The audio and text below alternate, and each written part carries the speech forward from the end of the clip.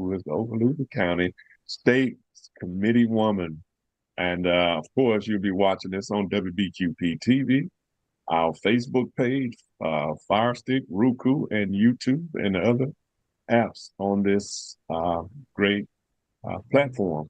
But we'll go right to Jill Daggs. Well, thank you I so didn't say much. Jill Scott, did I? I know. Sometimes he says I'm Jill Scott, but I'm not. But I'm just Jill Daggs.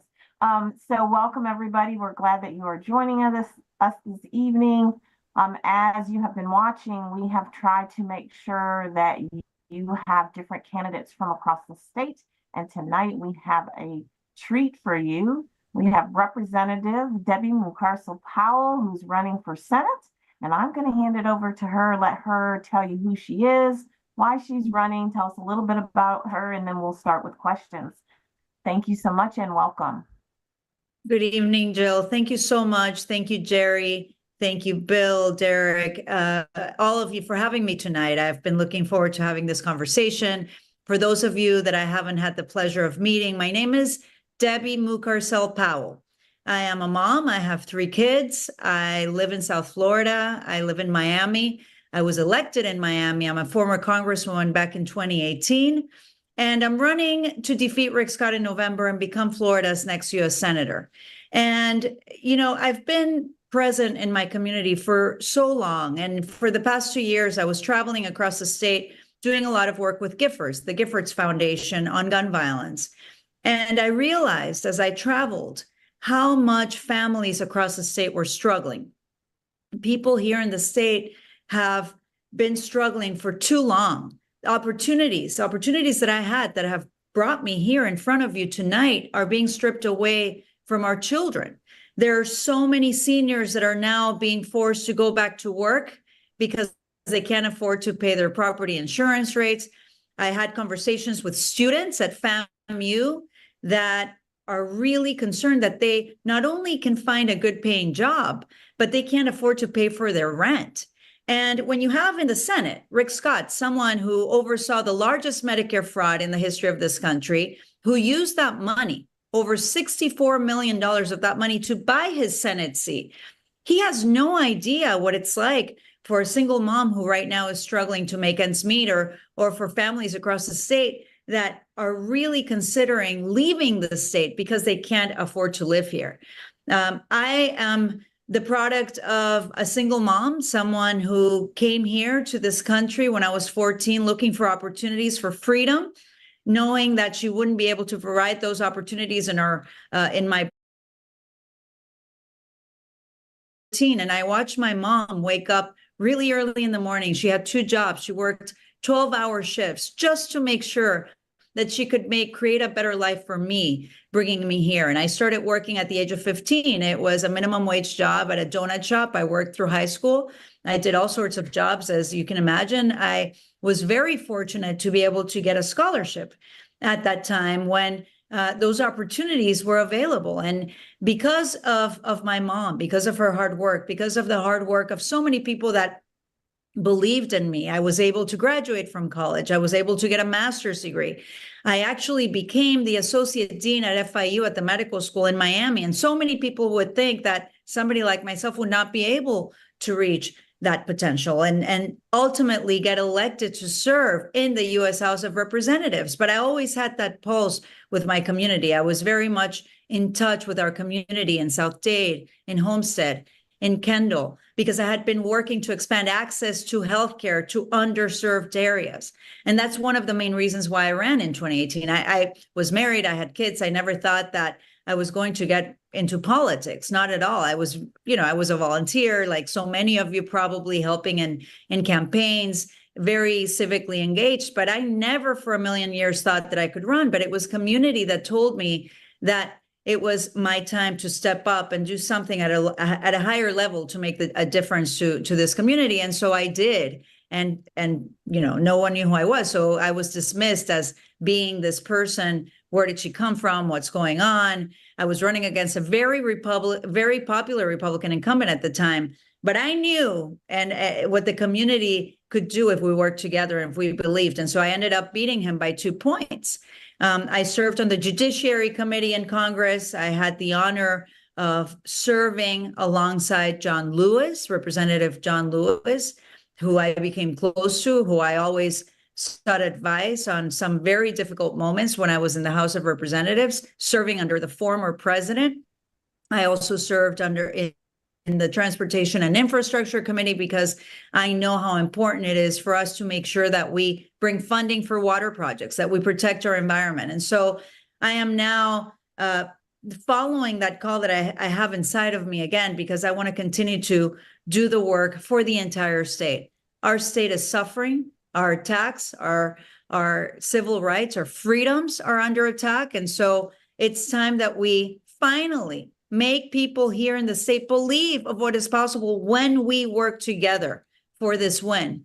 The Panhandle specifically has not had a Democrat represent them in too long. And just imagine what we can do if we make that happen. And so I'm excited to be with you tonight, and I hope I can earn your support through this process. There's a lot of work that we need to do, but we can do it, and we can win this race in November. There. You make mention of you served under the former president. Which one was that, ma'am? Oh, former President Trump in 2018 through 2021. So I know you talked about, you hit healthcare a little bit. What would you do as a senator to make sure healthcare is expanded, like Medicare and Medicaid expanded here in the state of Florida? Yes, Jerry. So one of the things that I did actually when I was in the Senate is I wrote a bill that passed that expanded Medicare coverage for seniors. I'm running against a man who actually included in his plan, he wants to eliminate Medicare and Social Security. Rick Scott has a plan to overhaul. I mean, just recently he was quoted in Bloomberg News saying that he wants to do a complete overhaul of these programs that so many seniors, like my mom, worked their entire life to pay into that benefit so that they can actually retire with dignity. And so I want to continue the process of expanding Medicare coverage. Right now, it still doesn't cover dental and optical coverage. I want to do that. One of the things that we did also is look at ways that we can negotiate the prices of medicine. As you know, finally, President Biden, under this administration, was able to put that cap on insulin, which affects Black and Brown communities at much higher levels. We need to continue to do that process. Rick Scott wants to repeal that cap on insulin. I mean, I want to make sure that I'm making the contrast, because this is not just, business as usual. If the man gets reelected, he wants to become Senate Majority Leader, and he has a plan. He wants to raise taxes to middle-class families. He wants to eliminate these programs. He will repeal the progress that we've already done, specifically on lowering the price of insulin and so many others. But also we need to protect the ACA, the Affordable Care Act, Obamacare. We know that in Florida, we have the largest number of enrollees here. Over 4 million Floridians get their healthcare through the ACA. Young adults till the age of 26 are able to get healthcare because of the ACA. People living with pre-existing conditions, asthma, diabetes, can get healthcare coverage, affordable healthcare coverage because of the ACA. Rick Scott wants to eliminate it. We need to make sure that we protect it and continue to lower those premiums for families. Eric, Gio? Yeah. I want, as far as veterans are concerned, how do you stand? How do you feel that Florida's treating the veterans here? Veteran community in the district that I represented when I was in Congress. And I did several tours of the VA, and it is unconscionable to me that we expect our young Americans to put on that uniform, to go to war, to go defend the freedoms and the values that we hold so dear. And then they come back from that service and we do absolutely nothing to support them. We have a shortage of mental health professionals. We have a shortage of specialists. I have been having conversations with veterans. We need to continue to provide full funded for their healthcare programs. They need to have better access. They need to have, there are veterans living, for example, in Key West that have to drive 2-3 hours just to get basic health care. That's completely unacceptable. We also need to support Gold Star families. There was a bill that I co-sponsored when I was in Congress to support Gold Star families. Rick Scott has refused to support that, and it's to provide those benefits to families. So many families that have been left behind because they have lost their loved ones in service. There's a lot of work, and mental health is a huge issue, not only for veterans, but it's also included for family members, for children of veterans who have served. And so we need to provide that support, whether it's healthcare, also work training skills. How do we bring back these young adults that were serving, for example, in Afghanistan? What type of programs are we setting up for them so that they can get back into the communities, and whether it's studying for a profession that they're interested in studying, or just providing basic work skills? We need to do so much more. And I know that in Florida, we have too many veterans that are being left behind, but it won't be Rick Scott, I can tell you that. Isn't there a roundtable here in Pensacola with you on Thursday of this coming week as far as a VA roundtable? I'm having a roundtable, correct? Is that a veteran? Yeah, that's what I was reading somewhere, that at 3 o'clock this coming Thursday, you're going to be hosting a. Yes. I believe so. Bill. And if I'm not like saying 100% the time, it's because my schedule. I understand. We have a full schedule this week, and but I believe so. Yes, I believe so. Debbie, you talked a little bit about some of your priorities, but I'm curious to know what, if elected, your top 3 areas or focus priorities will be once you're elected to the Senate. So, Derek, one of the first things that I want to do, I have had conversations with other senators about this. We are in this mess right now because we have too many holes in our democracy.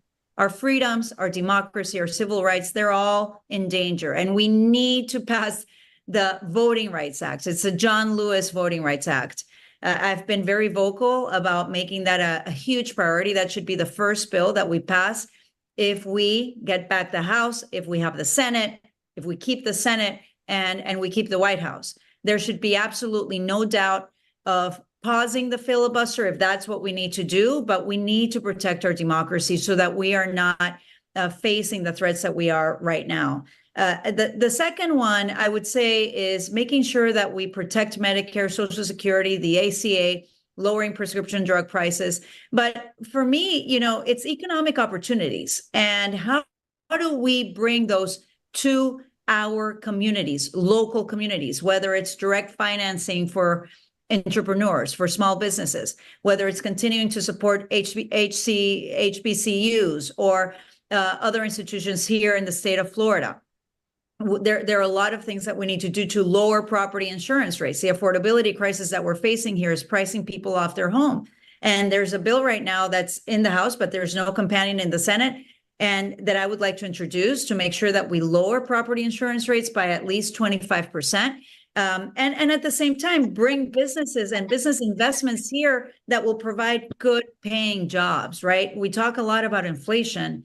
We're not talking about what are we going to do to get salaries, annual pay, whatever it is, hourly pay to the level of inflation.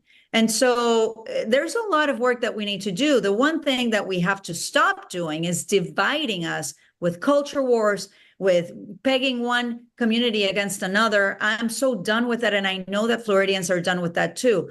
We need to come together. We need to bring unity to our state, be proud to be a Floridian, and be proud to lead in solar energy and small business innovation. I was in Tampa recently, and they're trying to do this tech conference there where they can bring entrepreneurs and provide financing for young adults that have innovative ideas. I mean, let's talk about that, and let's get excited about building a better future for everyone here in the state. Miss Newcastle Powell, our Facebook stream, Miss Patricia Turner Jefferson asked, what are your thoughts on Project 2025?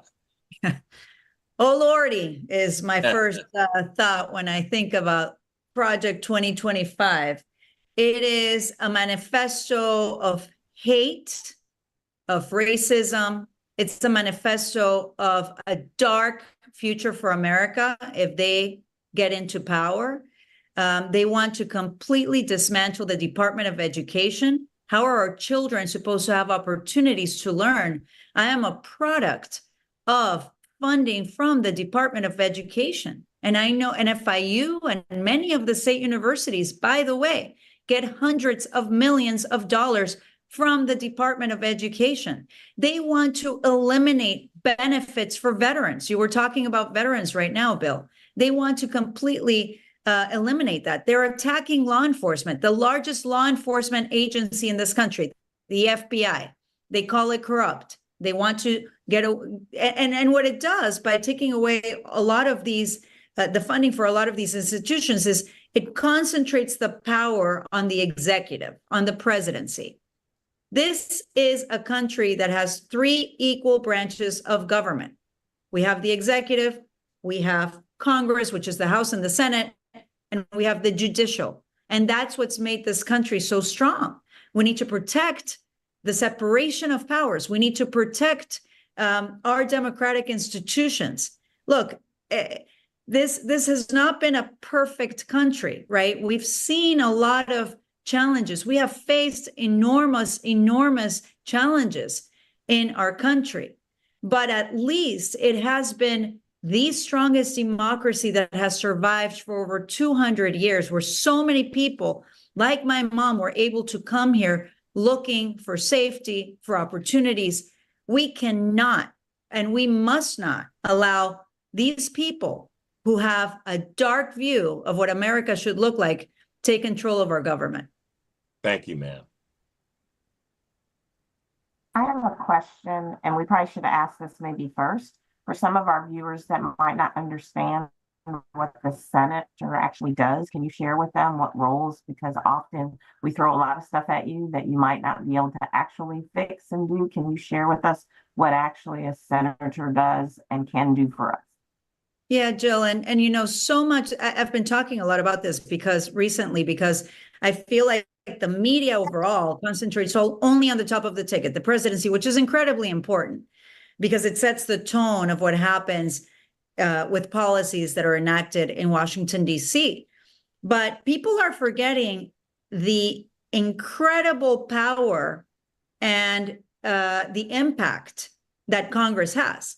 The House and the Senate are in charge of writing laws for this country. So if we want to protect women's rights, if we want to protect voting rights, that comes from Congress, nobody else. If we want to fund the Department of Education, the funding, the budget for the government, that comes from Congress. So the biggest responsibility that we have is making sure that we every year appropriate funding for all the different agencies, which include FEMA, okay? The funding for FEMA comes from Congress. The funding for the Department of Education comes from Congress. The Department of Justice comes from Congress. FBI is under the Department of Justice, right? So that funding and the power that Congress has, which we did a lot of when I was in Congress, is oversight. So you are making sure that the funding that you're sending to these agencies they're good stewards of that funding, that there's no fraud, for example, that they're following the appropriate policies, right? So the president, actually, the executive is not as strong as Congress. And I remember when we were having a lot of conversations when I was there, it's like the House and the Senate are Article 1 of the Constitution. We're the ones that hold the line many times when, you know, whether it was a former president bill that we're talking about or a future president that wants to take control and power, it is Congress that can limit those powers of the presidency. That's why this race is so important. That's why we have to beat Rick Scott, because the Senate majority runs through Florida, and I know that we can beat them. Also, talk about the confirmation component of the Senate as well. Yeah, and Jerry, that must be one of the most important jobs that senators do. So the president will appoint Supreme Court justices, but it is the responsibility of the Senate to confirm those Senate justices. So we've been hearing a lot about the Supreme Court and all the cases that have been coming up in front of the Supreme Court. We just heard recently that the Supreme Court is protective with immunity, that any president, when in office, if acting under an official act, can be protected under the law completely. So it basically creating a king or a monarch. And that was the whole reason for creating the United States of America. We were trying to get away from the monarchy, if you remember. So we need to make sure that we don't go back to that. And so in the Senate, we have the responsibility to go through hearings, to hear these individuals that are being appointed by the executive, by the president, to see if they're worth serving lifetime appointments to serve this country. And the former president appointed the two most conservative justices that we now have in the Supreme Court, and that is why we're now hearing these cases. They are trying to take away, for example, the power from states to regulate gun safety. And when I was at Giffords, the Giffords organization was fighting some of these cases legally because they talk about leave it to the states, but not as it pertains to gun safety, right? They want to take control and take those safeguards away. So that's why it's so important to have the right elected officials that are going to protect the safety and the overall well-being of the public at large. I think that we're forgetting that these elected officials serve the people. They shouldn't be serving themselves like Rick Scott, that's using that seat to enrich himself. They need to serve the people. That is why we have to come out and vote and take that power away from these politicians. I am curious. We talked a little bit about your willingness or desire to codify or make sure we pass the John Lewis Voting Rights Act. Up until last week, I would have thought that was the biggest threat to our democracy. Can you talk about whether or not you feel that, or, with the recent Supreme Court decision, do you have another thought? And if so, if it's different, what do you think our remedies should be as a nation to help resolve the issue? Well, the importance of the Voting Rights Act, Derek, is that it will eliminate these gerrymandered maps that we're living under in the state of Florida. Florida is not a red state. Florida is a gerrymandered state. It's a voter suppressed state. And so I still believe it's one of the most important things that we can do. But the importance here, Derek, is that we have to make sure that we win congressional seats so that we can take back the House, and that we win the Senate. We cannot lose the Senate, so that we can hold that line despite of what happens at the top of the ticket. There's so much talk about the top of the ticket. Let's talk about how we can hold that line so that we don't allow, this degradation of democracy to continue, right? So I still believe that the Voting Rights Act should be the first bill that passes through. And listen, I'm somebody that when I say something, I mean it, Derek. And when I get elected, I'm calling it right now. When I get elected in November, you will hear me having press conference. You will hear me on the Senate floor calling for the Voting Rights Act to come to the floor so that we can pass it.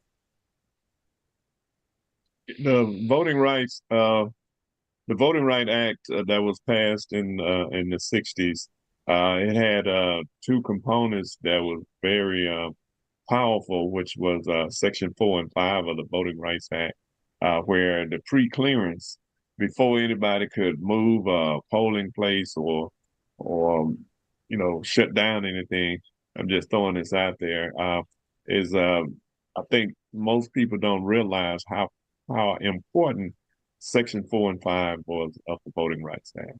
So reinstating that would definitely help to make sure that they are not able to gerrymander districts out of the out of the where most people cannot, vote in their for the candidate that they want. Exactly. And look at what happened just a couple of years ago. They drew an incredible congressman, Al Lawson, out of his seat. And that was pure gerrymandering.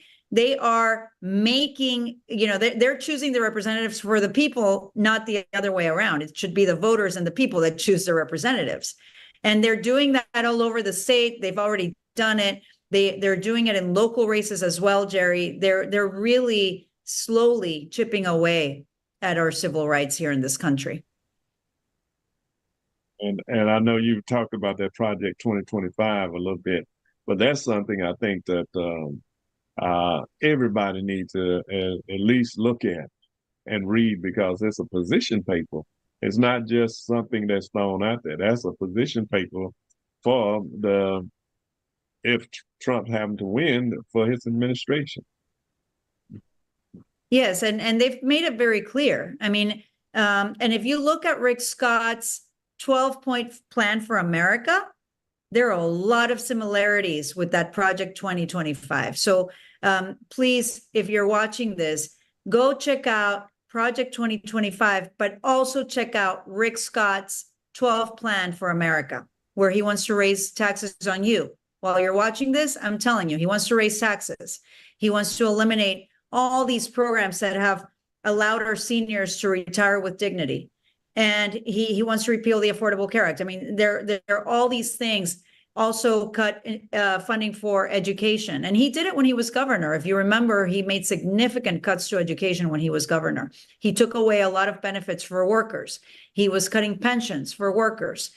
He's not someone that's ever going to side with the majority of Floridians, workers, and families. He really is just looking out for himself. So did he want Medicare and Medicaid to sunset in 5 years, or was it Social Security? One of them, I can't remember. All of it, all legislation, all legislation. Yeah. And he refused to expand Medicaid. So there was a way when I was in Congress during the pandemic, we were able to provide, to pretty much force these governors to have funding for Medicaid because of the pandemic. And of course, you saw what just happened recently in April. DeSantis didn't renew that funding. And so we had over 500,000 children who lost healthcare coverage because they lost Medicaid. And there's so many problems with the way that Medicaid, for you to apply to be covered, because you have to be at a certain poverty level to qualify. But there are all these families that are not middle class, that are right above the poverty level, that don't have a chance. And so we have to do a lot. It's going to require people that are serious about solving these issues, that will sit down with anyone, right? I mean, I did a lot of work with Republicans when I was in Congress.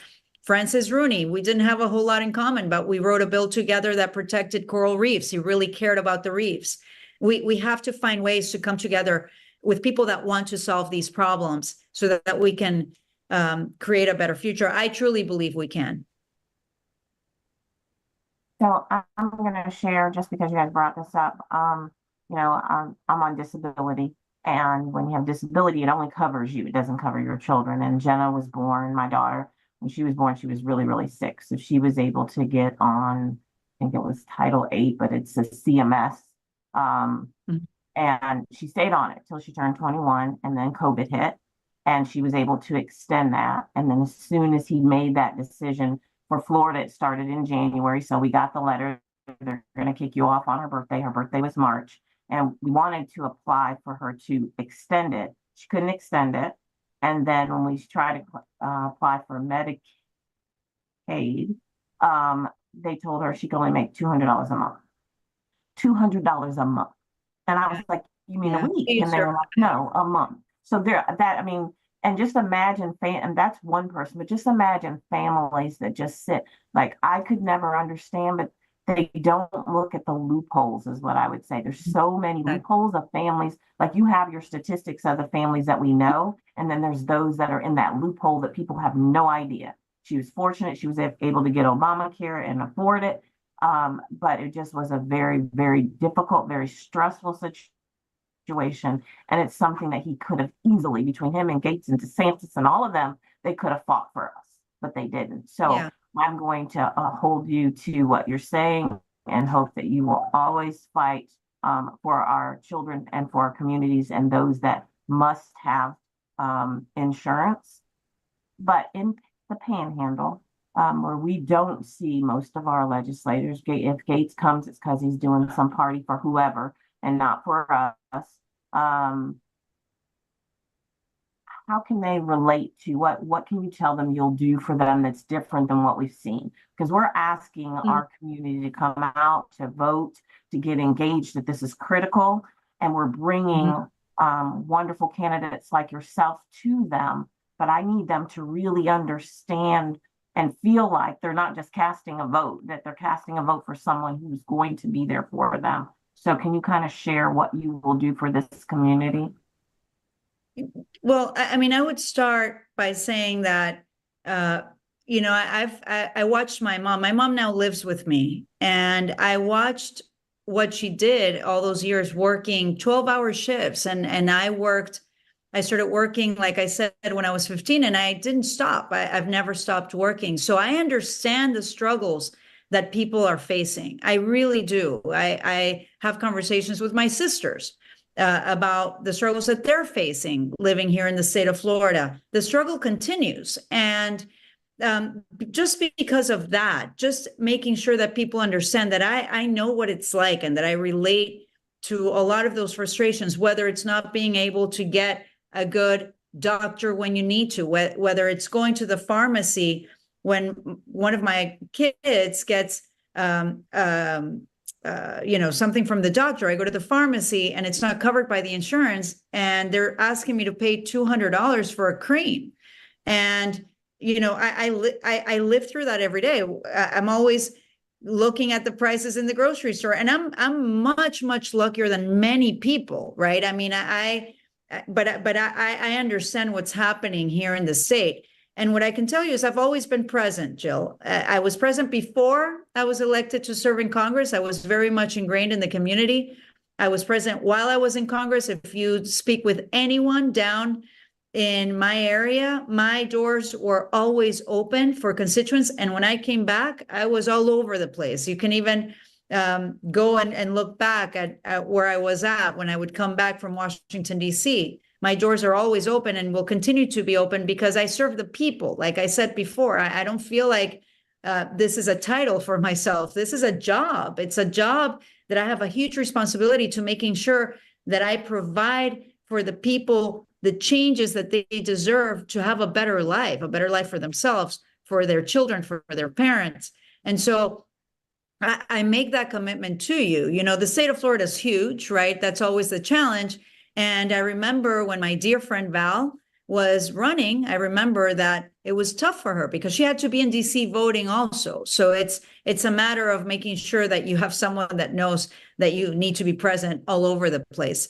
But, you know, my commitment is I'm going to have my doors open no matter what. One of the things that I did is I would have Zoom calls with leaders of the community to hear from them what they needed so that I can focus on those issues. I had a youth advisory council when I was in Congress, and I would talk to young students all over the district, Keys all over Miami, to hear what they wanted me to focus on, talk about that so that I would look at bills that I would look into that we could introduce, or if there was already an existing bill that I could push forward. I mean, that's the type of work and that's the type of senator that I promise I will be, because it's just ingrained in me that I take this extremely seriously. It's a huge responsibility, and I don't take the support lightly.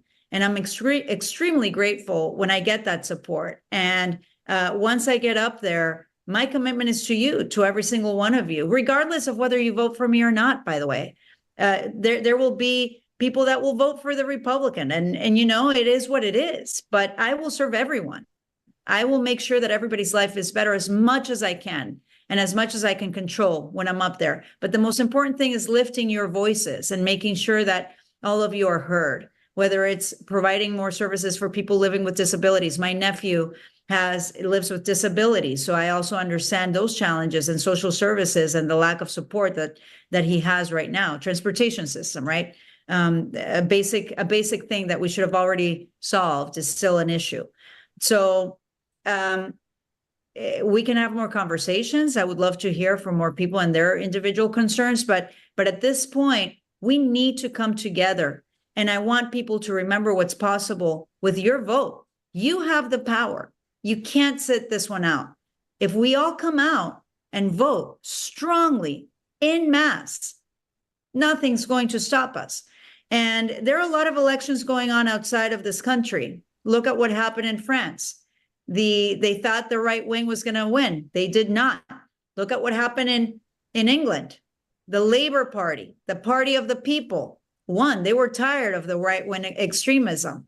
In Venezuela, they're under a dictatorship. You should go and look at the movement that they've built and all the people on the streets protesting, and the dictator's down. I think that the opponent is up by 60%, and that dictator's down by to 20%. I mean, that's something that we can do if we believe what is possible.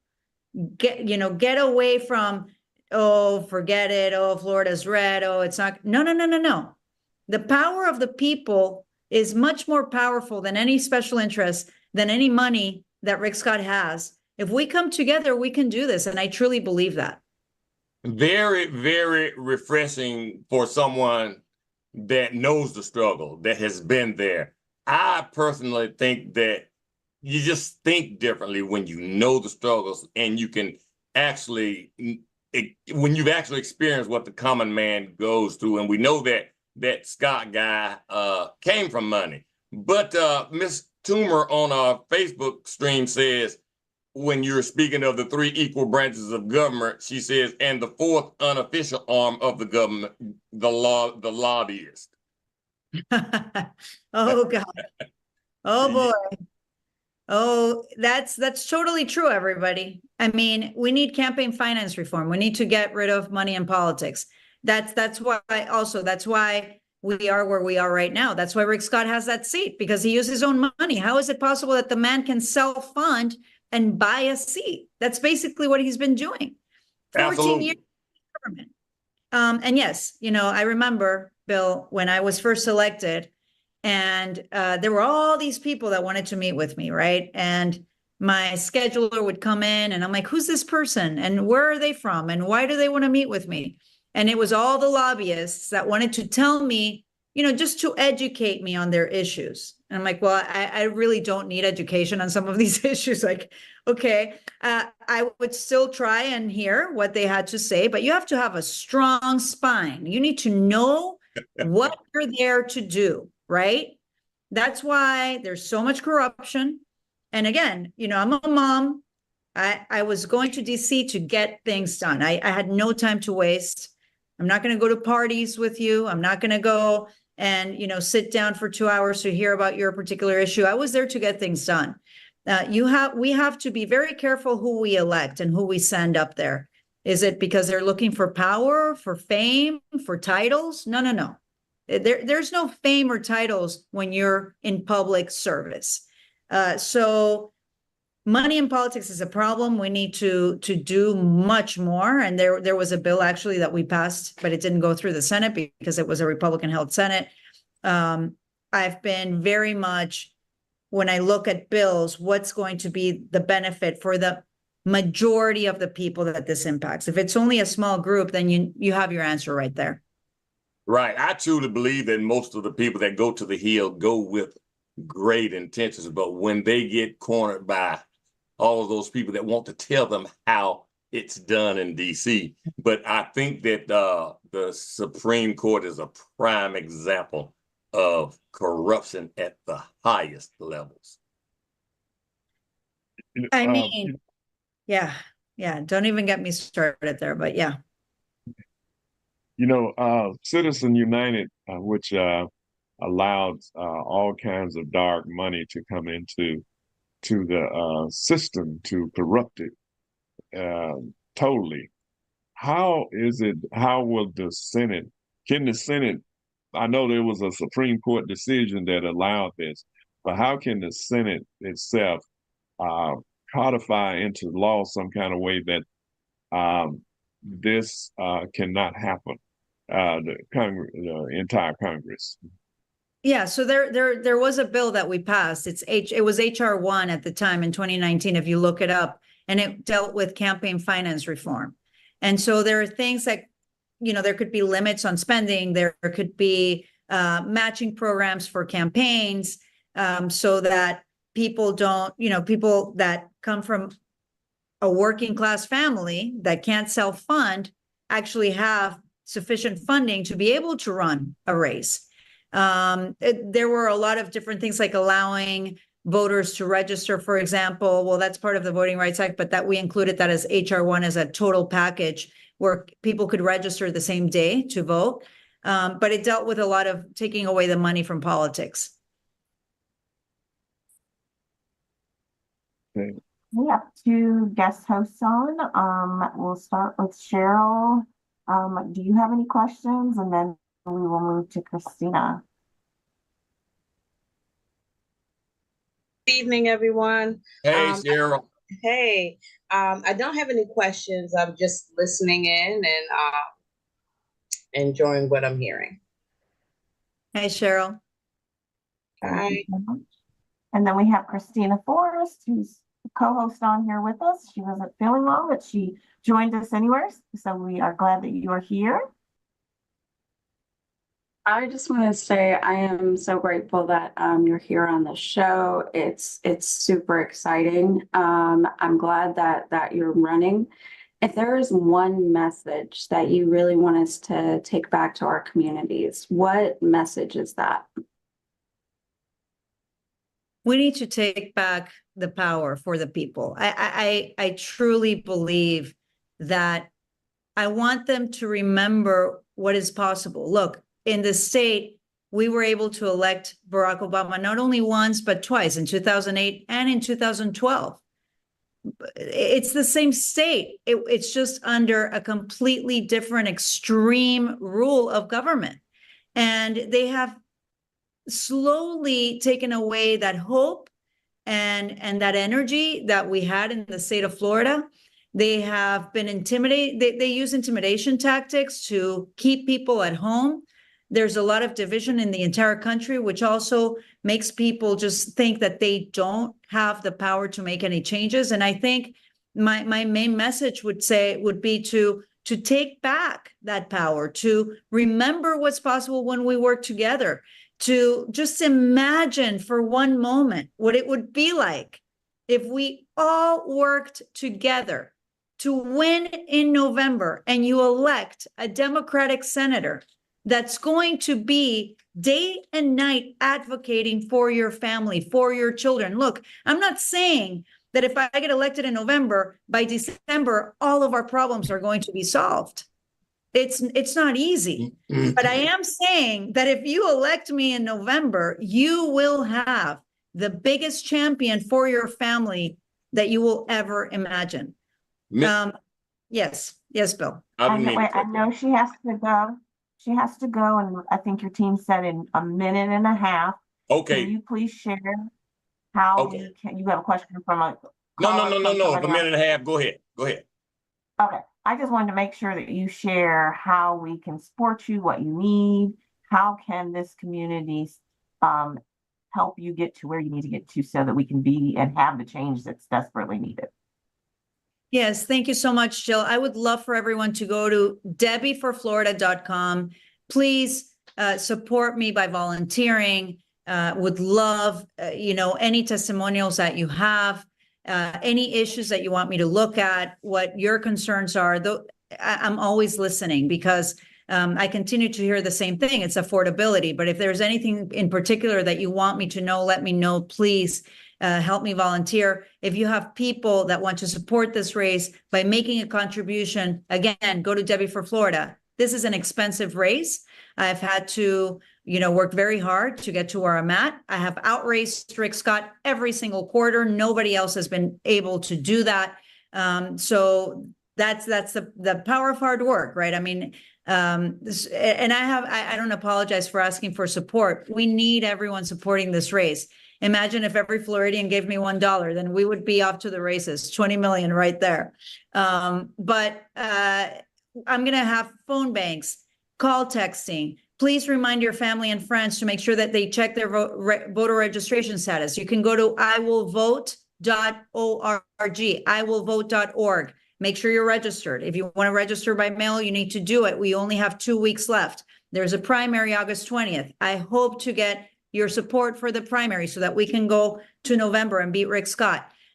He's never won by more than a percentage point. He only won by 10,000 votes. The Panhandle can bring me those extra 10,000 votes. Let's do this, guys. Yeah.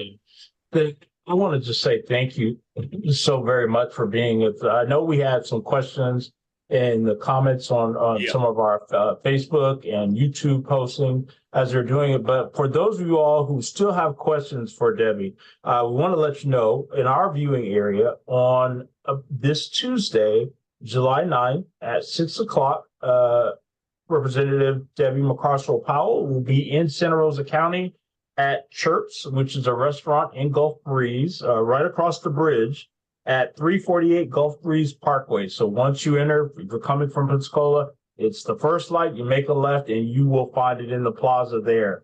If you are unable to make that event on Wednesday, the 10th, I'll let Jill talk about it. Wednesday, she will be in Okaloosa County at our DC meeting, which meets at the City Council chambers. Everything, if you live in Niceville, is where the police station is, fire station is, and the library.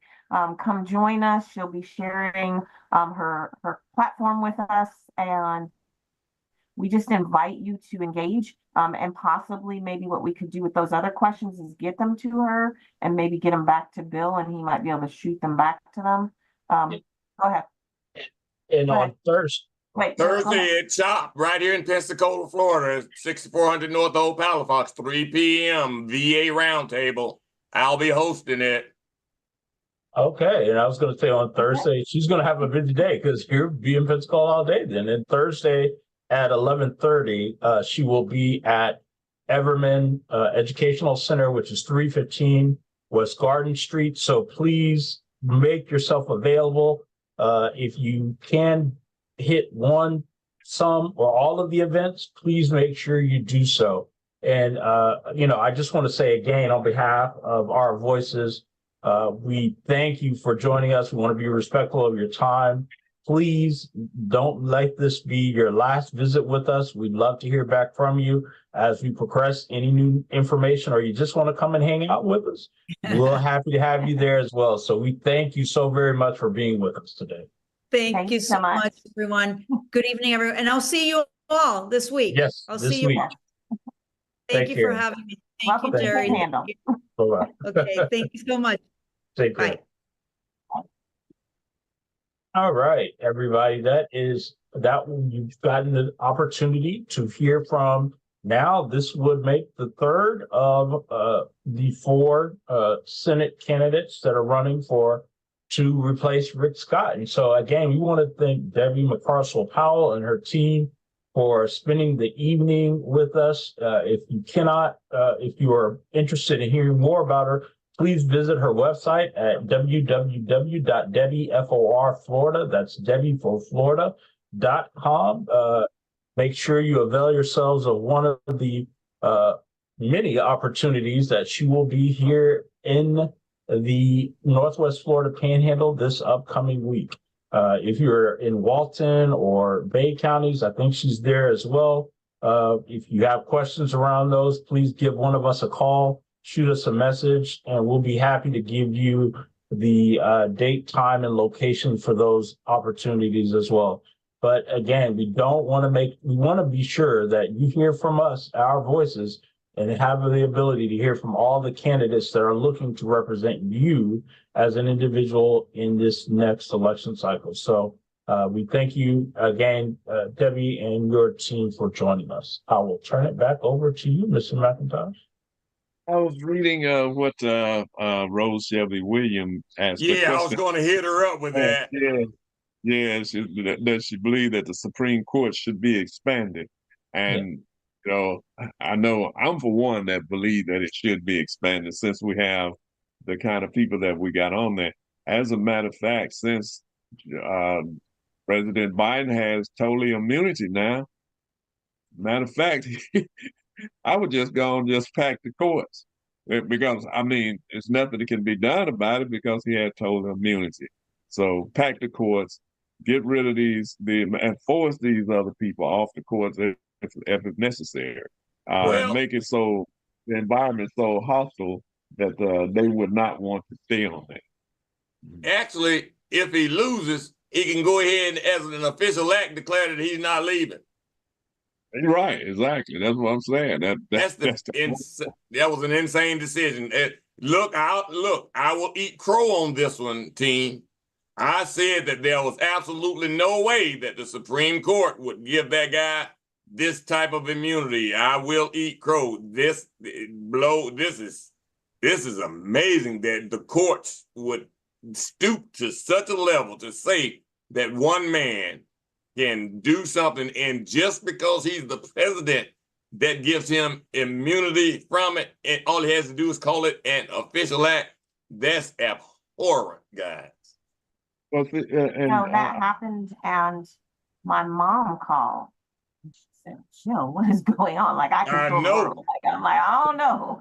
But what she did, we had a conversation, and she absolutely a Democrat, been voting all her life, but she's in Ohio now, where they do great things, and being a Democrat is, accepted and celebrated. So she's like, I was on the corner and I was waving signs and they were beeping horns. And I'm like, yeah, okay. But anyway, I share all that to say that, we had this deep conversation, and I was like, 45 did what he did on purpose, and he's setting it all up. That if he gets in office, everything that he's written that he says he's going to do, he's going to have the Supreme Court. They're just opening that door. They're writing it for him. And when Biden wins, they're going to make his life very, very, very, very, very difficult. That's why they were put there, and they are doing exactly what he wanted them to do. It's almost like they signed a pact with him or something. You know what I mean? Like, I'll put you there if you do this, and they are absolutely making sure that they do their part to clear the way for him, or to make Biden's life so very difficult. Right. And the thing about it, we're supposed to have three equal branches of government, as she talked about earlier. But it seemed like two of the branches is not functioning in the way it should to bring some checks to the Supreme Court. And the guardrails that we've talked about so often that we thought were up, and there was some moral responsibility by the courts are not there. And we see that daily by the overturning of all of these laws that we thought was settled law in the country. But we see that they are inviting people to come with these laws so they can overturn them. Right. Clarence call for these laws to be overturned and call for people to come to the courts to overturn these laws, him and Alito. And the rest of them are just, rubber stamping everything that they want to do and are doing. And I'm flabbergasted that someone would give total immunity while they are sitting there, not realizing or don't care that, this total immunity means that I can be removed from power, or I can be, replaced. And on top of that, even if Trump wins, he would have no need for them anymore after that, because the Supreme Court would be a threat, because it still would have some constitutional power, but he would have no need for them anymore. And he would eventually get rid of them as well, because they have made him, as it's been stated earlier, into a king. And they're floating to throwing out those 34 felony counts. Yeah. Because they say testimony that was given while he was in office, some of the stuff was testified was things that were testified of him doing his presidential acts. Man, that is crucial, guys. Mhm. Yeah. So yeah, there's a lot of stuff that is coming out that that's really gonna be is detrimental to really to this country. And it seems that people gonna just vote for him with it, without even caring what possibly could happen to them. If they decide, well, I don't want to deal with this anymore, well, you have made your bed hard right there. And you're gonna be sleeping on stones for a while, for a long time to come. Because once they get that kind of power, they never give it up. It is passed on. Well, if he was as drunk as he was with the power and checks and balances, imagine him with absolute power. Imagine that. It's amazing how, Jerry, 8 years ago, you were saying and you were adamant about the fact that we were headed for a dictatorship. And I didn't doubt that, but man, there's no way I thought that it would be so soon. Yeah, they've been chipping away. They say, people die from 1,000 cuts. They ain't cutting you all at once. They cutting you over a period of years. And that's how democracy dies, because they cut it up and they're chipping away at every ounce of this democracy. And they're doing it legally. It's like when they said slavery. Slavery was legal. And they are doing everything they are doing now is legal. So we have to, be conscious of what is taking place, and you have to see the lines the trajectory that we are on, and it's parallel to the Roman Empire and other places that was, Mussolini and Hitler, and right now Putin, Kim Jong-il. All of these people that Trump aligns himself with. Right. And so we're in trouble big time if he wins. Right. Did you get a chance to get up to the King Center Before we over the start weekend? going back to, before we get too far down the path of what we're doing, I did want to make sure that we covered just a couple of things for our housekeeping as we normally do. With first going through everybody should be aware that we are in the throes of hurricane season. I think we have been fortunate, and we're praying for those in Houston in that area who will be affected, or those in the path of Beryl, whatever the name of the storm is. But we still have some to go through, so make sure that we are all taking the necessary precautions to ensure our safety as we progress through this hurricane season. So that means everybody should have water, batteries, one of the weather radios, not just a radio, but the specific weather radios that are battery operated that give you the alerts as they have, just in case you are out of, I don't know what you're holding up. Is that a weather radio that we're trying to see? Oh, okay. Yeah. I was trying. I have one, but I couldn't get it to show up. But I Yeah, do I was have like, I don't know what that is, but make sure you have but I got it just in case. whether foods, your non-perishables, and an exit strategy or an exit plan, an exit path, should you need to evacuate. You all know where I'm at, out here by the water. It's close. It's time to go. So when I need to know what direction the storm is coming, so I know whether I'm going east, north, or west. So everybody have their plan, and make sure that if you have to, keep your valuables, have them in a safe place. So if you need to grab the essentials of things that you need, necessary documents, please get those in order and make sure that you are prepared. And always keep your gas tank no less than half of a tank, at this point in time. Everybody should be driving around with no less than a half a tank. So, as we move forward, we can do our roundtable. We will hold the equal ground announcement and whatnot to the end of our roundtables. But I will start with Christina. Hi, thank you so much. It was already mentioned, but I just want to put it out there again that if you wanted to come visit Debbie McCurcell-Powell in person in Santa Rosa County, that'll be on Tuesday, July 9th, starting at 6 p.m. at Chirp's Restaurant, and that's in Gulf Breeze. If you go to Mobilize, if you go on Google and you type Mobilize and you go to the search and you put in Gulf Breeze, you can RSVP there if you'd like to come out and visit, and that'll help us keep a head count as well. But yeah, thank you. Thank you. Mr. Bill Snow, what do you have? You shared something new with me because I think all of us are intimately aware of her schedule, and you threw something in that none of us knew about, was the Veterans Roundtable. So what else do you have good for us?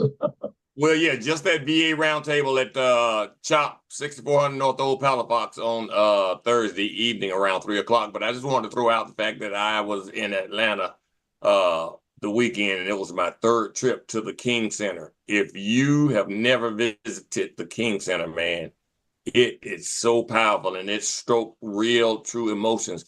And a lot of people live in Atlanta and has never visited the King Center. I've been there 3 times, and each time it moves me.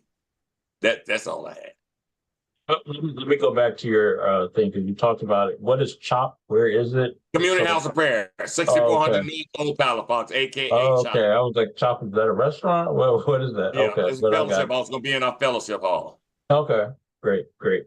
I'm on the board there, so I got that worked out. All right. Ms. Cheryl, what do you have for us today?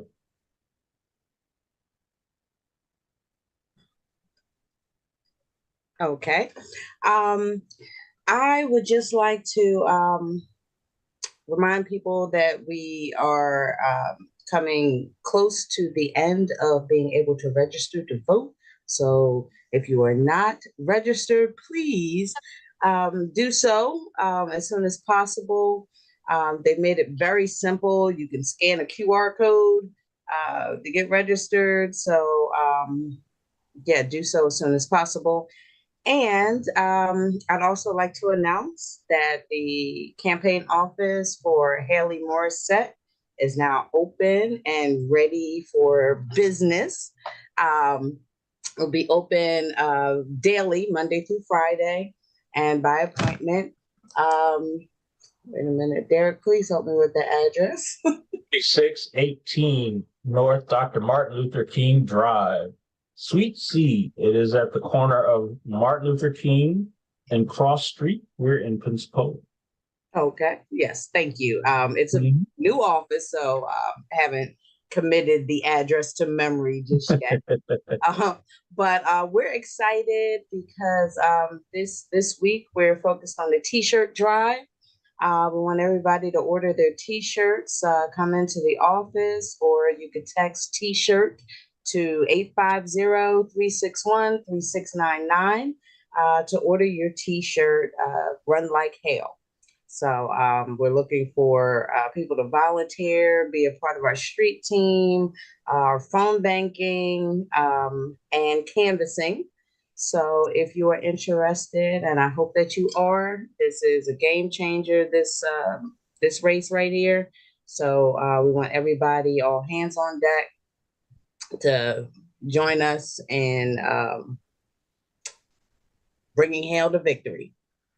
She held her own last week. We enjoyed her. Derek, excuse me, man, but I was wanting to say about Cindy Martin having that thing on August 3rd. She is watching, and Cindy, since you're watching, if you probably want to come on and explain, I know I told them on last week it's Trayvon Mothers, but I can't think of the name of the event right off the rip. But it's August 3rd. Get with me. I responded in that text, but yeah, you need to, call in. Well, you can't call in yet, but at least come on the show because you got some time before August 3rd. I'm sorry, Derek. Thank you, man. Yeah, no, you're fine. The event is called Connecting the Chains. There you go. And you give me a second, I will put it up on the screen. Nice. From there. Cheryl, did you have anything else, or was that it? That is it. Not just yet. I also want to encourage people to support Haley Morris's campaign by volunteering, sending in a donation, or hosting a fundraiser. So Derek is sharing the information right there, but you can support the campaign in a couple of ways. We always need volunteers. We'll always need financial donations, and it'll be great to have you to host a fundraiser, a digital fundraiser or a small gathering at your home or an event space, and our team will help you put that together. Just reach out to www.votemorissette.com, and that is 2 R's, 2 S's, 2 T's. All right. Well, thank you for that. All right, Mr. McIntosh, what do you have? Oh, sorry. Cheryl. No, you were going to show everybody the flyer that Bill said, and you forgot. Oh, No, I got it. Sorry. Yeah. Well, thank you, Jill. I wasn't going to, hey, he's having no, I'm not going to even go there. Well, I figured he would go into himself because since he's talking, you could just do all your stuff right now. So Okay. Well, that's what I was trying to get Mr. McIntosh to go, so I had some time. But all right, thank you for doing that. Let me pull it up here for you so everybody can see it. So as we know, as Bill just said, Cindy Martin is having an event which is going to take place coming up here as soon as I can get it up. August 3rd, Saturday, 6:00 p.m. There it is. So let me put it up for those of you all who are with us. It's Connecting the Chains. Don't be the missing link. It is going to be, as Bill said, Saturday, August the 3rd from 6 to 8:30 p.m. with keynote speaker Sabrina Fulton.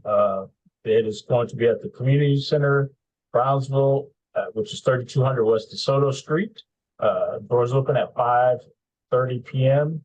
You have questions about it, please reach out to the telephone number on your screen, which I can't see. My thing is blocking it. So 221-8467. 221-8467. Yes, it is a ticketed event.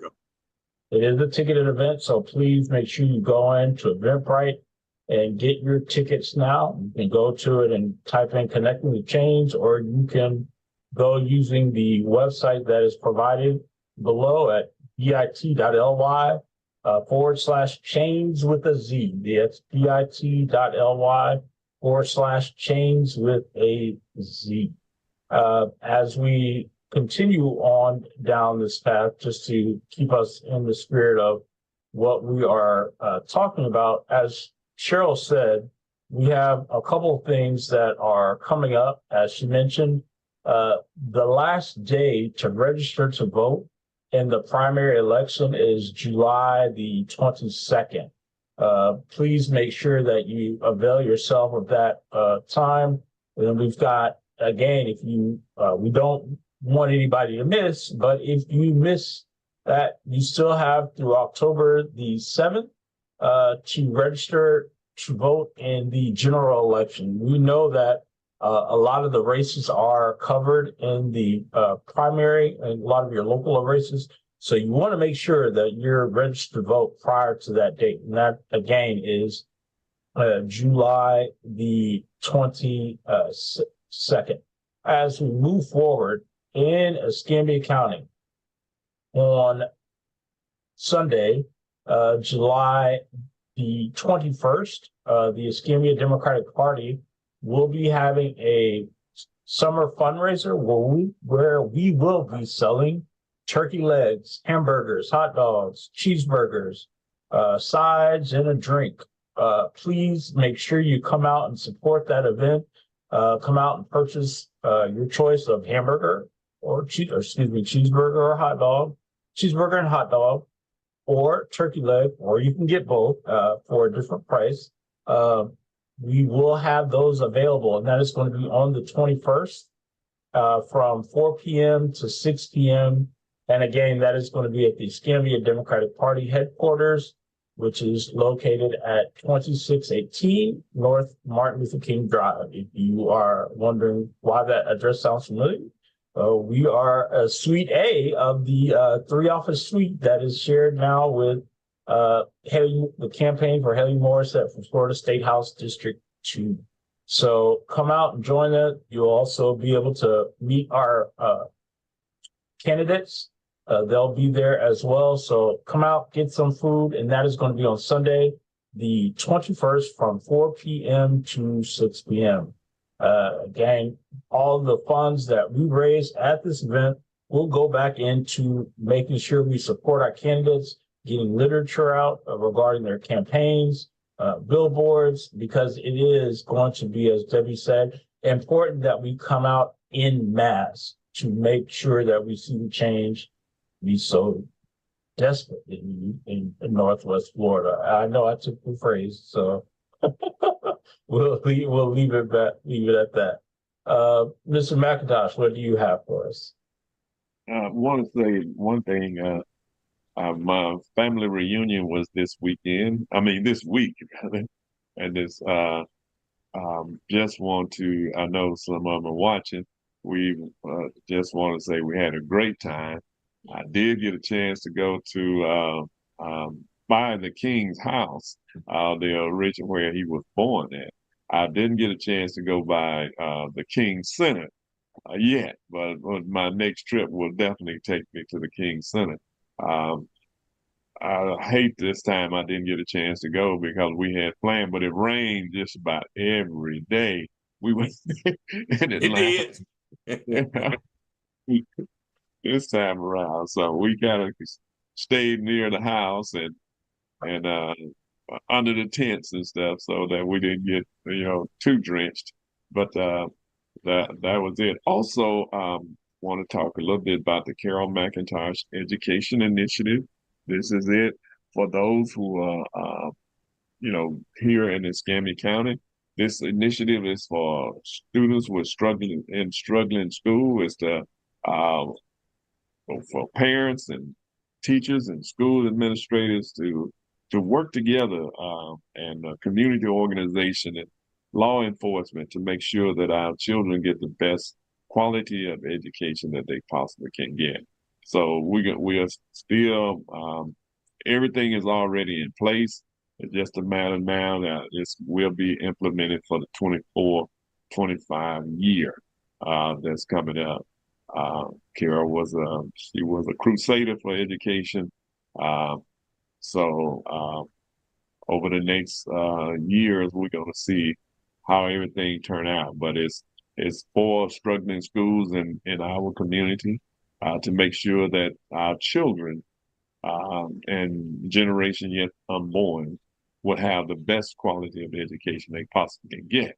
But if we don't vote this year, we may not have an educational system for public schools if we don't vote, because there are those who are insistent, and we have to be just as tenacious as they are against education. We have to be that force for education, because education has been the key in a lot of instances. It's not the panacea, but it's the key to getting us to a lot of places that we need to go. And so there are those who are insisted on destroying and overturning everything that was gained in the 20th century. They are trying to overturn it. And they have the court to do it. They have the Supreme Court who are willing to overturn everything and says so out loud. They're not, they're not saying it. They are saying it out loud and doing it. That's the thing about it. They're putting action to their word. And so we have to do the same thing. in order to make sure that we have public schools available for our children and that we don't have to pay for our children to go to school, like in some countries, they have to pay or they don't get education. And so, and most of us cannot afford the kind of money that it would take to get a decent education in the country. Each year you got to put up $6 or $8 or $10,000. That's quite a bit of money. That's like half of some people's salary that year. So we have to make sure that we are engaged and involved in this thing to make sure that we get the best quality education for our children that we possibly can. I'm good, Dan. All right. Last but not least, that'd be Jill. Hello, everyone. So I guess I will go over, as we stated earlier, Representative Debbie McCarcel Powell will be in Okaloosa County on Wednesday, the 10th. The schedule's kind of fluctuating, but what we know for sure, there is a group meeting that's a private meeting, but we do have the mayor of Crestview coming. We do have the NAACP coming. We do have pastors coming. We do have some Divine Nine coming. So that meeting, she's having with groups of people that she normally would not get to. And then she will be at the Okaloosa DEC meeting. Our time has changed this week to accommodate the schedule. So we will meet at 6 o'clock at the Niceville City Hall. It's at 208 Parton Drive North. Like I said, if you live in Niceville, you know, because the fire department's there, the police department's there, the library's there, where they do all the lights. The park is there. It is, I guess, downtown Niceville, I guess. If we have a downtown, we're going to call it our downtown. And we would love for you to join us. You don't have to be a part of the DEC. We are inviting all of Okaloosa County to come in and hear one of our senator candidates so that you get the opportunity. We have to make a choice. We have to make a decision. As everyone has said, it's important and critical that we put the right person in office, but that we also register, vote, and activate that energy and that decision. This is an opportunity for us to vote locally. There are a lot of local elections that are taking place in August, and we don't want to sit it out. I will also say there are some strategic things that we can do specifically in Okaloosa. I can't speak for everybody else because there are some elections that normally wouldn't be open to us, but since we don't have a Democrat or an NPA running, those elections are open. So we have the opportunity to choose the best person that will represent everybody, even though they might not be a Democrat or an NPA. And so you can strategically do that if you can figure out who you guys want to vote for, and then we all go out and vote. I don't want to say much more because I don't want to throw the other side into the no, but just be looking at that in every single county because there are opportunities and we should absolutely engage in those opportunities. A nice win for us undercover would be fabulous. And no, you don't have to change your party to do so.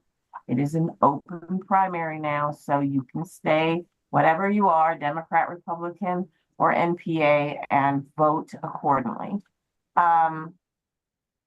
What else is going on in Okaloosa County? Of course, our DC and other environmental caucus and Black caucus, we are always asking people to join us, to write back postcards, make phone calls, anything we can do to engage our community. We're going to have to do something different, as I'm sure we're going to be talking soon about everything that's in the news. There's so much buzz out there that if we're not actively doing what we need to do, they might accidentally get a CNN news breaking news 2 hours ago and think that we're in more trouble than we are. And the way to stop trouble is to do something about it. And the way to do something about it is to register, to get educated, and to vote. I think that's all I have for now. I think Derek's going to go over Equal Ground, who will be coming on Saturday, July 13th. And I think he's going to throw up the flyer.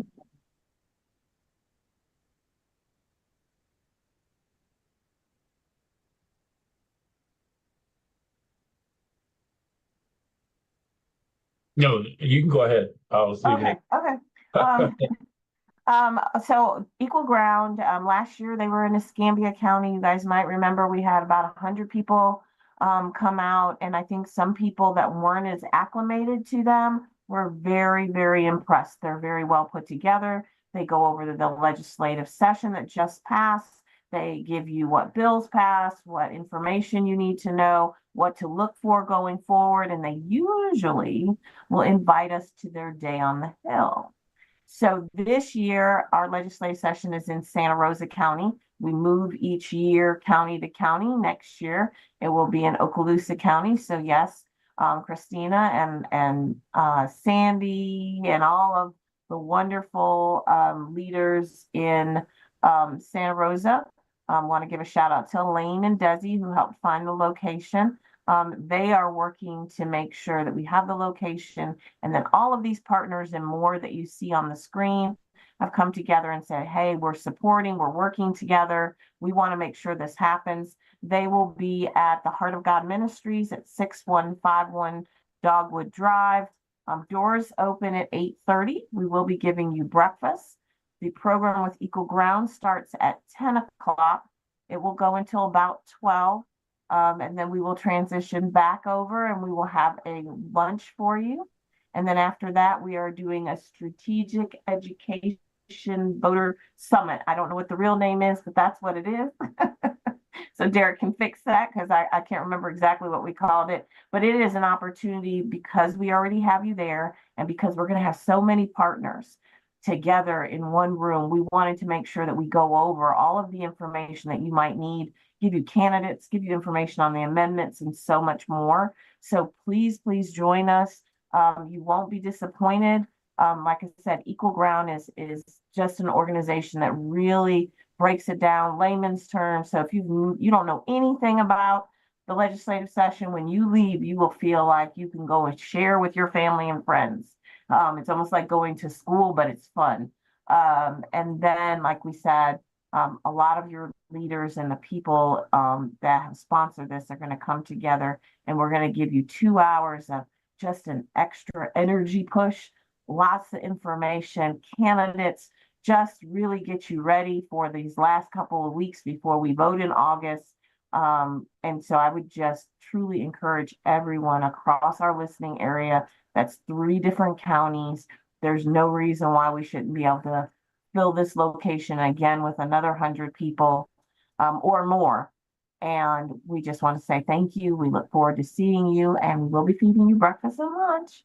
So come ready, come hungry, but come hungry not just for food, come hungry for information, for knowledge, and for education so that you can make the best choice when you're voting in August. Thank you so much. All right, that concludes our roundtable. So I guess we will get back into the meat of it. Mr. McIntosh, we've seen a debate. We've seen America's response to the debate. We have seen President Biden's response to America's response to the debate. Where do you think we go from here? I think the Democrats need. Oh, sorry. I see Jill's finger up real fast. And then we just saw some of the leadership's response to his response. So that just came out 2 hours ago. So there's lots of responses. So Jerry and here comes Bill, the main response.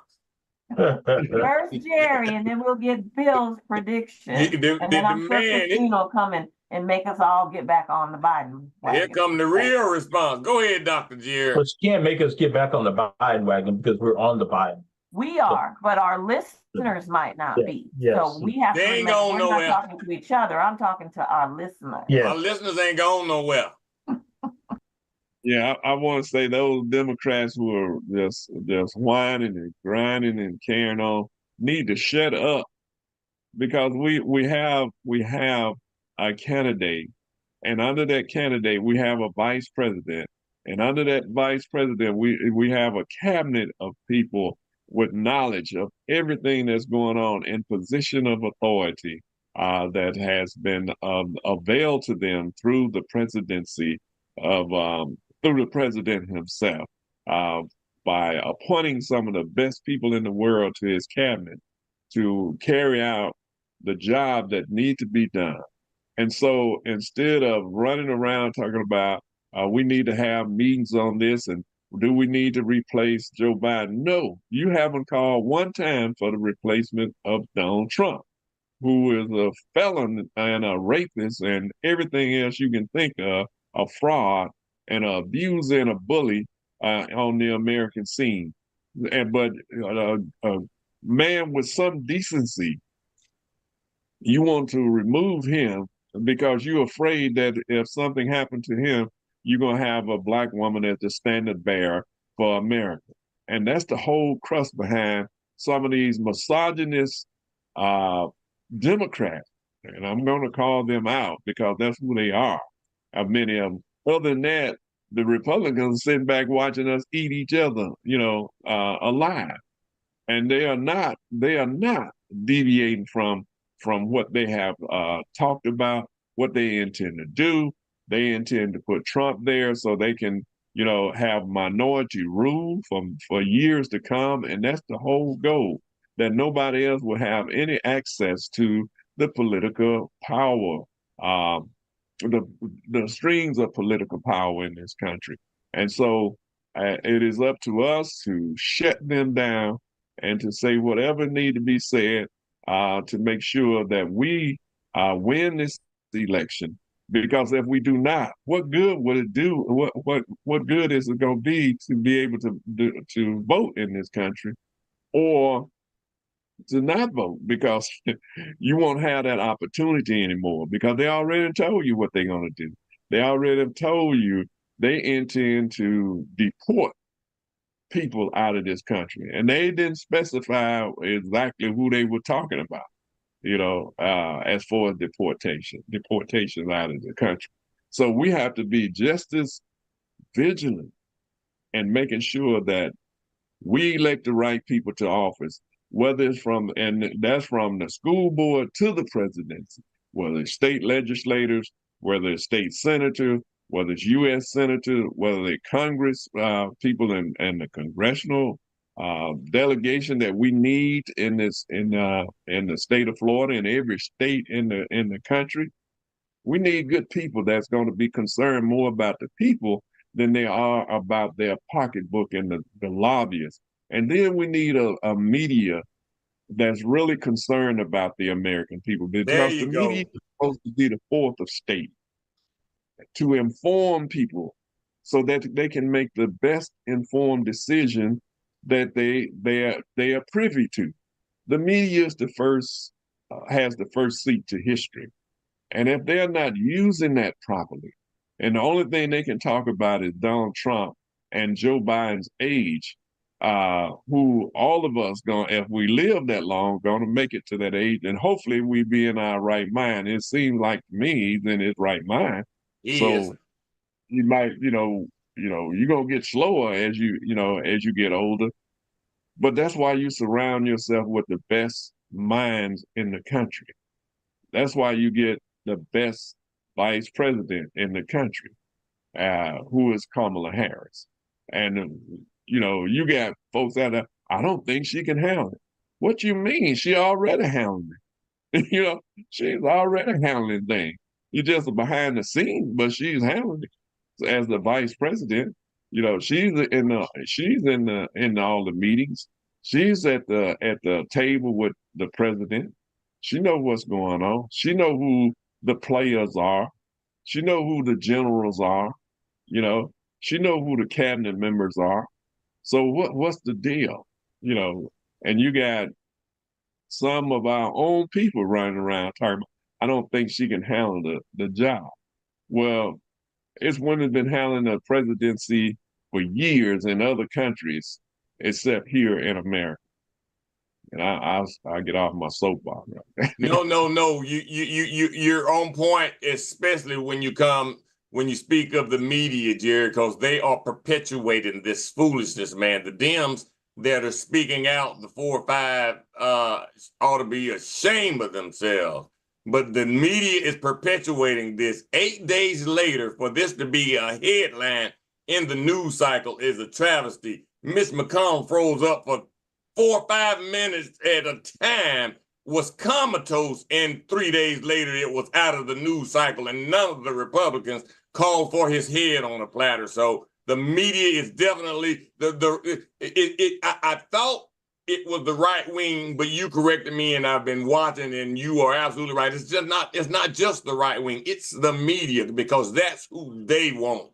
But I am 62, and I promise you at 60 I was having brain farts, and I have them right now on this show when I lose my train of thought. So that's human. With all of the pressure that was on our guy, also, and his people drove him too doggone hard, getting him ready when it did not take all that. Biden knows the numbers, he knows the job, and they did not allow him the proper rest. It was indicative in the way he spoke. He had been practiced till he was hoarse. Then they come with this big lie he had a cold, when the next day his voice was as strong as it could be. So it's the media that's perpetuating this their narrative, but we've got to be wiser and see through it. And Kamala did. That was a beautiful move that they made this weekend by her showing up over there at the Essence Festival. She is the next person in line, and you're exactly right. That is the elephant in the room, bro, Jerry. Question for you all, we talk about it, but there was rumor and there was exploratory to look at, we talk about they don't want Vice President Kamala Harris, and I would agree with you, but they've had exploratory conversations to replace Biden with former First Lady Michelle Obama. Would you then support that move, or would you still say we riding with Biden? I would say, that's just what it is. They're exploring something. Mm-hmm. They know, and as well as we know, that Michelle Obama is not going to take the presidency of the United States. Right. I would love to see her take it. I would love to see her and or her and Kamala Harris, either one of them, become president of the United States, because they are both brilliant people. They are not.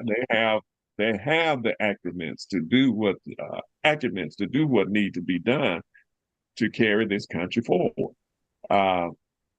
It is a play on words, really, to me, when we ought to be seriously addressing the issue of whether we're going to save this democracy or not. And how do you save it? You save it by electing the President Biden again to the White House, along with our Vice President Kamala Harris, along with his cabinet, his advisors. That's some of them may need to go. Some of the advisors, I would say, but because I said at the very beginning, he should never have given Trump a platform. You know he gonna lie. You know he gonna try to be a bully. You know the person this fraud is, and that's what he did. He will lie continuously and never answer a question. But they are running around talking about Joe Biden need to be removed. But you haven't said one thing about a lying thief and rapist and everything you can possibly think of. Nothing has been said. No one asked him to step aside, and that's unfortunate. So, Jill, let's hear your opinion. So here's the first thing I want to say to our viewing audience, not to y'all. The debate was horrific. So we have to be honest. Christina, take a deep breath. It was. It is not what we expected. It's not what we wanted. It's not. He will tell you, his team will tell you, we're being honest with you. We watched what you watched. However, as bad as it might have seemed, Trump was so much worse with his lies. And so part of that was that you got to absolutely see that Trump told you that he's getting rid of all the immigrants. He's going to give the Black and brown community their new black jobs. and they're Hispanic jobs. And those are going to be the jobs the immigrants are doing right now because he's sending them away. He also told you that he cleaned water. He also told you he saved you from COVID, I guess, by drinking bleach. There's a whole bunch of stuff that he said, and he's going to continue to say that. So the first thing is we just want to be honest. We saw what you saw, but then now we're giving you truth. The first part, Jerry, you're correct. But remember, the reason they're not asking Trump to leave is because Republicans run in a whole different world.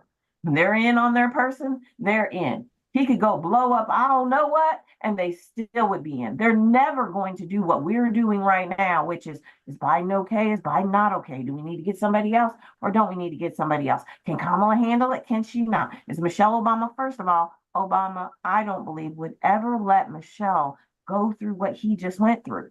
That took years out of their marriage and life. She is phenomenal. Drop the mic. But never would he allow that to happen to their family. So she's off the plate anyway. Then you have Biden, and yes, unfortunately, even Hakeem Jeffries just had a meeting today, and there are several of the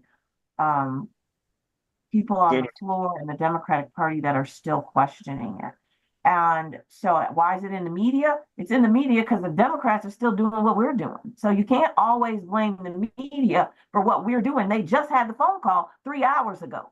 3 hours ago, Democrats are still trying to figure out, and I'm sharing stuff just so that they know. So we've got to get our stuff together. Here's the thing. This is my own, picking off all my hats. This is what I think.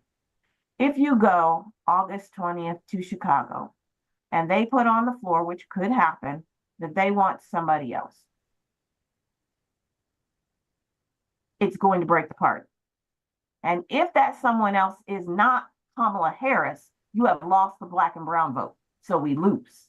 So if it's not Biden, we lose. If you try to not make it Kamala, we lose. You may as well just stay with Biden, ride with him until the very end, make sure he wins, because we have the power to make sure he wins. Once we get over, yeah, you know what? It was a bad debate. The next day he was phenomenal. Get over it.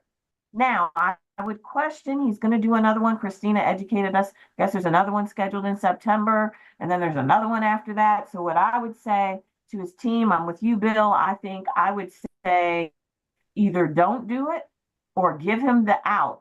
If the other 45 isn't going to answer questions, then don't answer any questions and just say, you're talking about my son. He was convicted. You are convicted 34, 36, 500 times. Are you going to go to jail?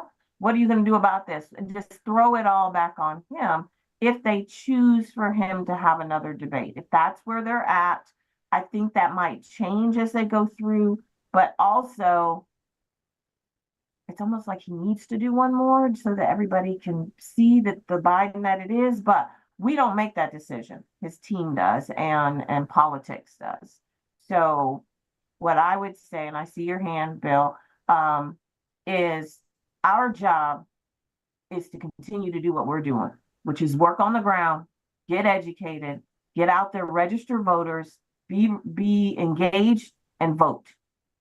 Vote for the party who is going to make sure that you don't lose everything. That's going to make sure that you can keep the job you have and not create a new job for you. Who's not going to tell you that COVID wasn't real and that millions of people didn't really die. That's what we're saying, that everything else is not really on the table. It's only on the table because somebody had a bad day. We all have bad days. Might have been the wrong time to have a bad day, but we don't get to choose them. They just happen. Go ahead, Bill. He's got to do the second one. He's got to do it. He's got to do the second one. But the thing about it is he can do it. He can do it. The guy that we got was so tired. I'm telling you, man, that out the gate was it. He was tired and his voice showed it. Biden can spank Trump even in a debate, but Biden has to be careful that if he loses his train of thought, to just say, hey, I lost my train of thought, but you got to acknowledge that part of it. But now, if we don't debate him, we lose for certain, because then we're scared, we're afraid. And look, they've agreed to it, Cheryl. You got it, and because we got spanked the first time, they're going to say if we don't do this next one, but we should not fear the next one. Biden can handle Trump in a debate. He's more intelligent. He's more articulate. He just stutters. And there was a lot of pressure on, man, for that first one, but he's ready for a rematch. I promise you. Yeah, I want to go to Cheryl. Before you do, I just want to I want to clean up something you just said, because I don't think that we were spanked. I think that Biden had a bad night. Spank to me implies that Trump just obliterated him on the policy and things of that nature. I can go with that. I agree. I agree with you on that. It was a bad choice of words, but Jill put it perfectly. We know it was terrible. Spank this. You're right, because this liar. You're right, man. Thank you. Cheryl, go ahead. Okay, so for me, the question isn't whether or not he can do it. We all know that he has the ability to debate, but why should he? He is legitimizing someone who should not be legitimized. And, you know, whether you think about people saying that he's scared or whatever, so what? You know, we could change the narrative. The campaign can change the narrative. It's not about being scared. It's about having more important things to do, like run the country, something that the previous guy doesn't know anything about. So I have that to say, and also to Democrats. We have who we have. We need to fall in line, and we need to support who our candidate is. Because at this point, I'm with Bill Mayer, who says that it could be a head floating around in blue liquid. I'm voting for that before I vote for 45. We have a candidate we know is capable, we know can do the job. Let's highlight what he's done in the last 4 years and leave the age and the other things and the mishap from the debate. Let's leave that in the past and just continue to speak on his record and what he can do for us for the next 4 years.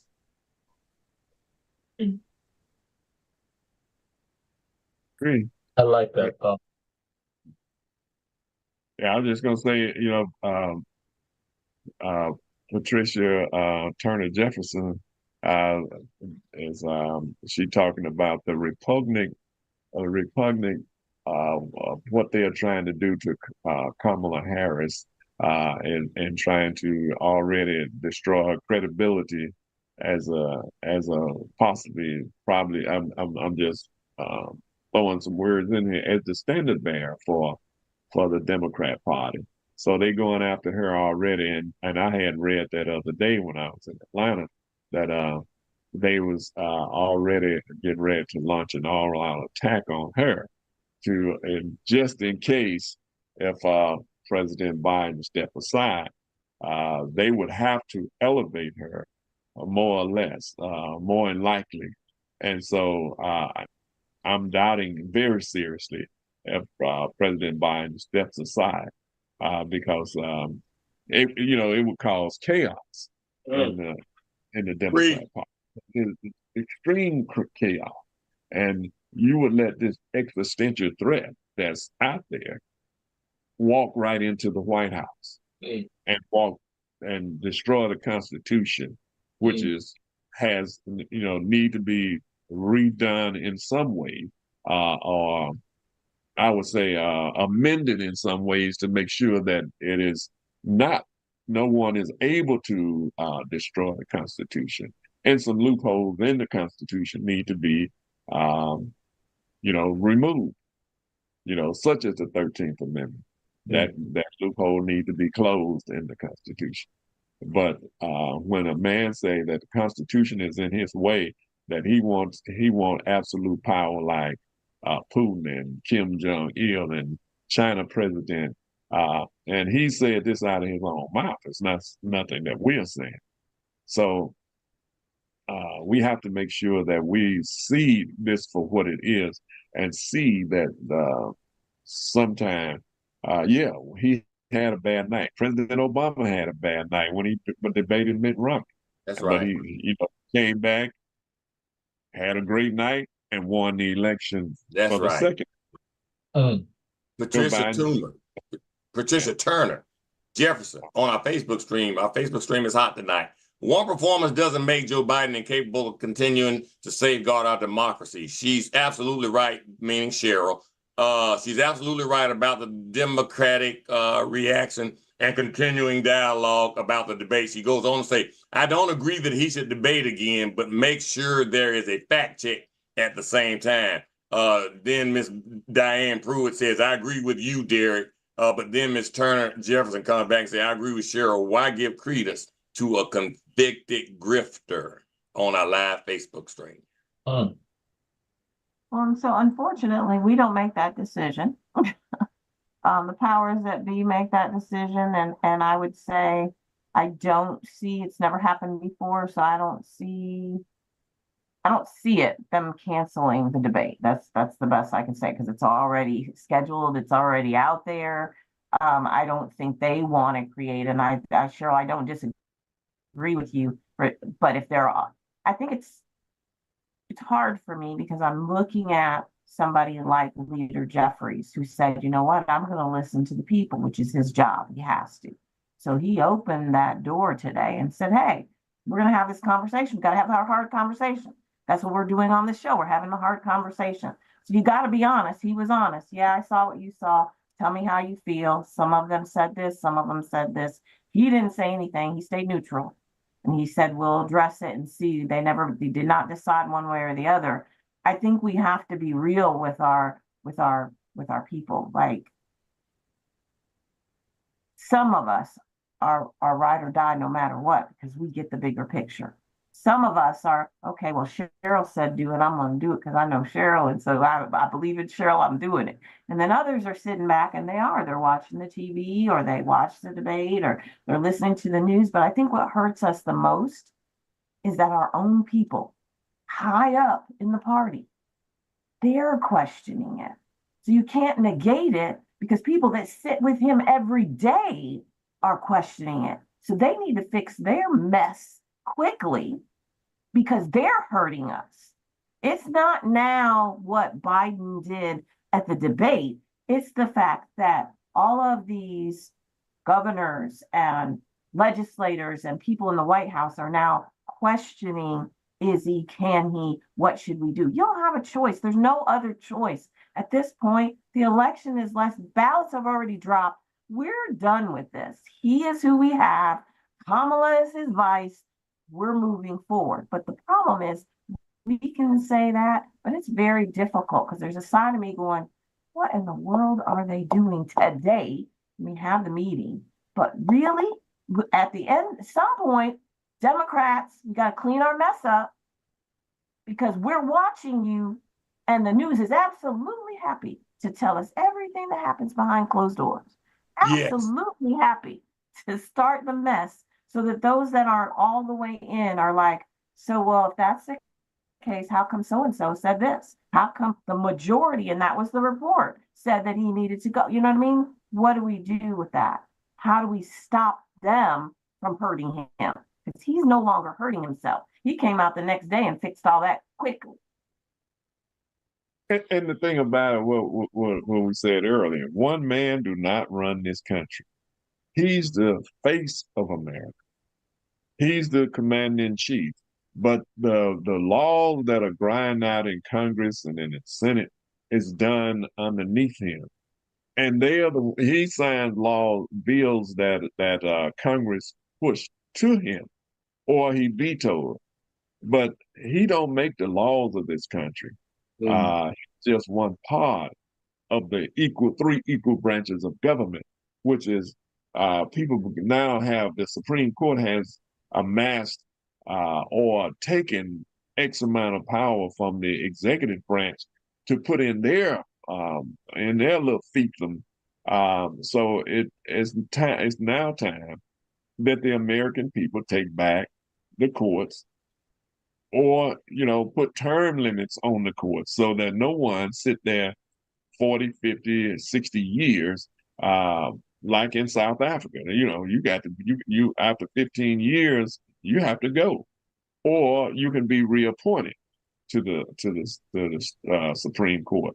But here, you get appoint somebody at 30 and have a lifetime seat on the court. It used to be that these people that were judges for many years, and the reason they gave them lifetime appointments, they would give them to, most of them, they was in their 60s, something of that nature, or late 50s. That's why they had lifetime appointments. But now they're appointing people at 30 and 40 years old. And that's too long to be sitting on the Supreme Court. Because you done wrap yourself in the ideology rather than in the laws and the benefit for the people of this country. So my take on it is right now, Biden is the nominee. For all those who are Democratic and speaking out against them, I'm really upset and furious about this for a number of reasons. One is so many of them have their own agendas, but none of those agendas,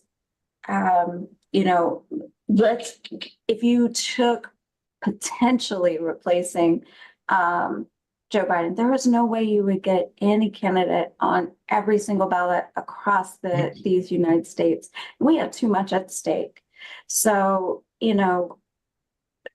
after the debate, I wasn't mad at Joe Biden. I wasn't mad at Joe Biden at all. I was mad at the man who was our former president, who stood up there and told over 50 lies in a 90-minute debate. And then all of it came back to Joe Biden. Over 50 lies. He said Charlottesville didn't happen. Yeah. He didn't witness that. Yeah. I look at what President Biden, what Vice President Harris have done, and I listened to their promises when they were elected, and I have seen them fight and fight and fight for everything from us,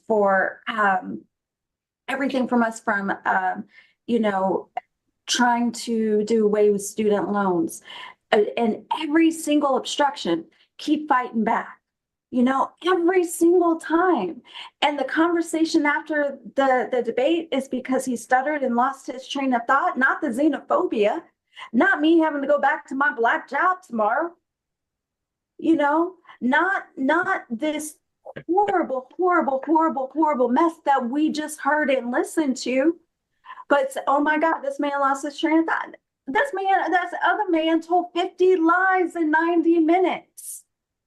Joe Biden is our nominee, and I'm proud to stand by him. Vice President Harris is amazing, and I am so proud of this administration and all they have accomplished and continue to accomplish. So that 90-minute debate isn't going to interrupt the 3 years of progress that they have made, that this administration has made. And I will say this, after that Supreme Court decision just came out, the fact that so many are still having this conversation is irritating. It is so irritating because it's now life or death, and it has been life or death. We are all concerned about what Trump is going to do should he get into power. We don't have those same fears, those same concerns if Biden stays in power. Do you know what I'm saying? So, yeah, there is no way for, if a nominee were to change to be on the ballot for all 50 states, there is no reason for us to sit here and apologize for Joe Biden's what happened on the debate stage. Joe Biden has never been a great speaker ever. And he's only going to get older. That's going to continue. What we did see clearly and plainly on display was how horrible and how different the view is from this other man. This other man who is vying for power. This other man who, we've talked about Project 2025 over and over. The Supreme Court just opened the door for it. So that's where I am. And I'm riding with Biden. I've been riding with Biden. And it is so important. Please go online, double check your voter registration, make sure you're registered to vote, make sure your friends are registered to vote, because we have the fight of our lives. And if the person at the top maybe, stumbles or stutters, that's where we need to come back and speak as clearly and definitively as we can for what is at stake. That is where we come in. We are the they. And for others who are speaking, I truly, truly, truly wonder what their alternatives are, what they're standing behind. Because we have so much at stake right now. Too much at stake. And yeah, I'm riding with Biden and Vice President Harris, because we've got it together. We've had it together for 3 years, and 90 minutes isn't going to interrupt that. That's where I'm at. Miss Turner Jefferson on our Facebook stream says, what if the lives are a reflection of his age issues?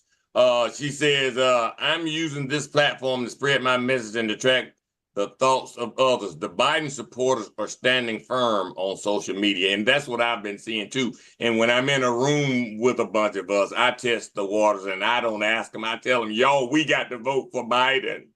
I've been in 2 different scenarios with a bunch of people since that.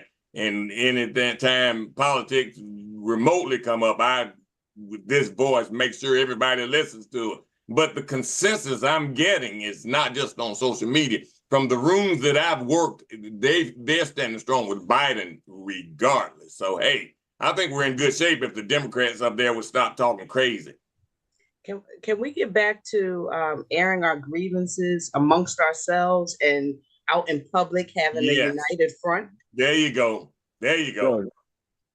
What goes on in this house, stay in this house. My mama done broke out a neck. Go outside talking business up in this house. But you're right, Cheryl. I agree with that to a certain degree. I think there's some stuff, not this situation, but I don't agree with all things. Conversation need to be had among closed doors or behind in public. Sometimes, like when you have people doing ridiculous things that are trying to do things sneakily and under the dark and under the covers and in the dark, you need to call them out in public. Right, but disagreements like this one, though, in private. Yeah. Whole different sometimes you can't check stuff in private. Like I'll use an example for. I'll just say this because we talked about it last. I think that people should be talking about the fact that's Women Against Gays, and that should be discussed publicly. It shouldn't be discussed privately because publicly people gave money to it. So why are they not using that money for a woman who's running against gays? I would even take it a step further. Another woman who's running against Daddy Gates. Though I'm sure when the PAC was created, they didn't think there were 2 Gates that were going to be at the ballot. But still, there are women running against Gates that public people, men, women, and those alike, paid for a PAC that the person over the PAC don't give a damn about because they holding on the money for something else.